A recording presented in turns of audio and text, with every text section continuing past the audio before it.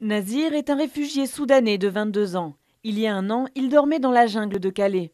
Jamais il n'aurait pensé alors trouver quelques mois plus tard un emploi salarié en France. Il a obtenu un titre de séjour et il embauche tous les matins à 6 heures à la cuisine de l'hôpital d'Arras dans le nord de la France. Tout le monde ils aiment bien, tout le monde ils aime bien, tout le monde ils sont gentils, le chef il est gentil. Parce que moi, je ne parle pas très bien le français aussi, ils ont parlé doucement, voilà, faire ça, faire ça.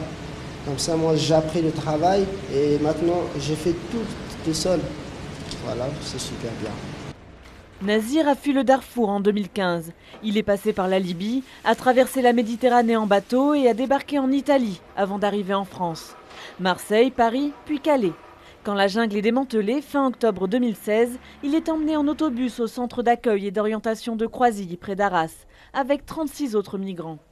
Le directeur se souvient d'un jeune homme à la détermination exceptionnelle. Il passait son temps, ses soirées, parfois des débuts de nuit, à faire du français. Il profitait de tous les bénévoles qui pouvaient venir ici pour apprendre.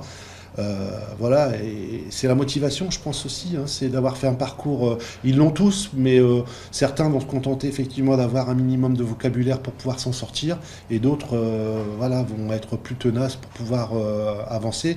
En CDD jusqu'à la fin de l'année, Nazir rêve de passer dans quelques années le concours d'aide-soignant. Mais pour cela, il sait qu'il doit encore s'améliorer en français. Oui, bien sûr, je vais rester en France. Pourquoi pas? Parce que France, il est belle, France, il est bien.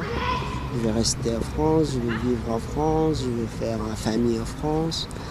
Les 7000 migrants évacués de la jungle de Calais n'ont pas tous connu la même réussite que Nazir. Parmi les 37 pensionnaires de Croisilles, par exemple, tous ont obtenu le statut de réfugié et une forme d'hébergement, mais la majorité cherche encore un emploi.